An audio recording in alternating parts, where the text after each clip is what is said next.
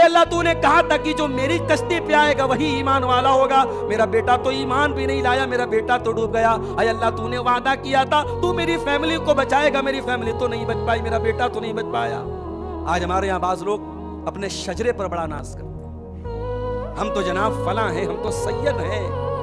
ہم رسول کی نسل سے ہیں، ہمیں جہنم کی آگ نہیں چھو سکتی۔ معاف کرنا،